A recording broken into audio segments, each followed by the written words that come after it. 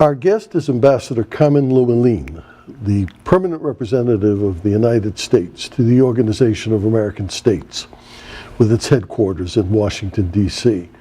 Welcome, Ambassador. Thank you very much, Ambassador David. It's such a pleasure to be here with you today. Well, it's great to have you. And I think a lot of us who follow Latin American affairs or hemispheric affairs would ask you, what is the value of the OAS to us as American citizens? What do we get out of our membership? Well, first of all, the OAS is the premier policy-making regional organization in the Western Hemisphere.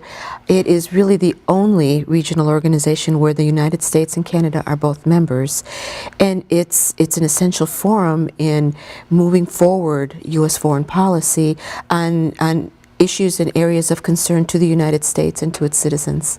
What are some of the big areas of concern that you're dealing with now? Well, first and foremost, I think right now it's the issue of democracy, making sure that, and working with other like-minded states to ensure that democracy is a way of life here in the Western Hemisphere.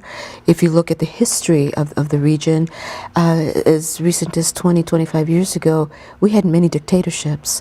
Now, overall, the hemisphere is heavily democratic.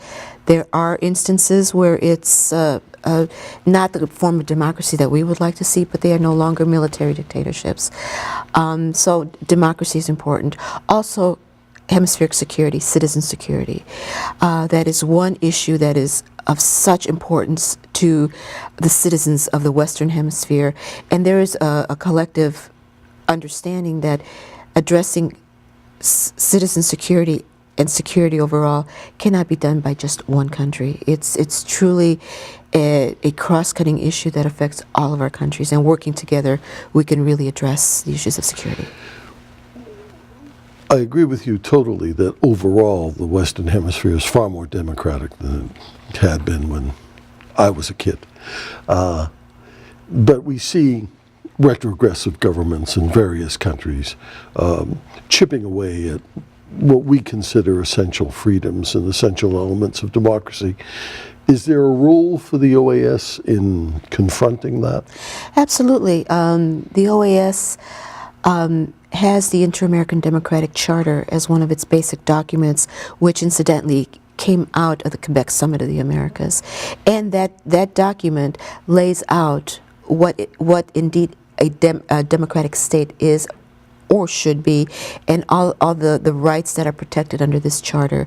And it gives the OAS certain, and its Secretary General, certain powers, if you will, to constantly monitor and assess situations, and when need be, going to those particular countries where there may be some issues that have to be addressed. It's not easy, and you need somebody taking leadership, but that is essential. It is an essential role for the OAS. And finally, this last question. A few years ago when there was a coup in Honduras, the OAS eliminated or suspended Honduras' membership. Many countries in the hemisphere, including the United States, recognized the government of Honduras. Do you expect that Honduras will be allowed back in the OAS? I certainly hope so. Certainly our government, the Secretary of State Clinton and President Obama are raising that particular issue when they meet with heads of state and foreign ministers of the region, because it's important that Honduras be part of the collective conversation and the collective negotiations and discussion of issues that are so important, not only to the rest of us, but to Honduras as well. Well, fine. Thank you very much for being with us. Thank you very much.